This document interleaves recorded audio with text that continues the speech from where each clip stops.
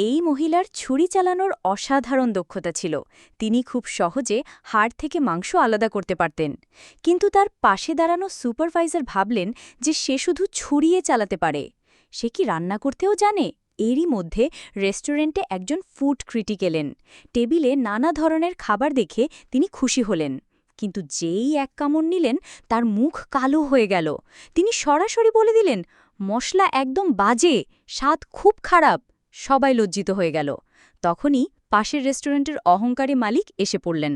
তার উদ্দেশ্য ছিল এই রেস্টুরেন্টের সম্মান নষ্ট করা। তিনি দুই রেস্টুরেন্টের শেফের মধ্যে একটি রান্না প্রতিযোগিতা ঠিক করলেন। যে হারবে তার দোকান বন্ধ হয়ে যাবে। ক্রিটিককেও তিনি বিচারক বানালেন। ওপাশের অহংকারী মনোভাব দেখে রেস্টুরেন্টের মালিককে চ্যালেঞ্জ নিতে হলো। তিনি মহিলাকে সুযোগ দিলেন। বললেন, জিতলে হেড শেফ হয়ে যাবে, কিন্তু মহিলা আরও ভালো চুক্তি করলেন। প্রতি মাসে $50,000 চাইলেন। মালিক বললেন, যদি জিতো তাহলে মাসে $5,00,000 দেব। মহিলা রাজি হয়ে গেলেন। প্রতিযোগিতায় প্রতিপক্ষ দলও একজন মহিলা শেফকে পাঠাল, যে রান্নাঘরে অসাধারণ ছিল। সে কয়েকটি কাটেই পুরো মুরগি কেটে ফেলল, এত দুর্দান্তভাবে যে পাখা ছাড়া মুরগিও টেবিলে চলাফেরা করতে লাগল।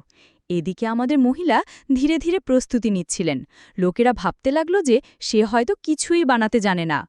অনুমান আর গুজব সত্ত্বেও মহিলা কারও কথাই কান দিলেন না। মালিক তার উপর ভরসা রাখলেন। দ্রুতই দুজনের খাবার তৈরি হল। বিচারক প্রথমে প্রতিপক্ষের খাবার খেলেন, প্রশংসা করলেন, খুব সুস্বাদু। সবার মনে হলো এখন আমাদের মহিলা হেরে গেছেন।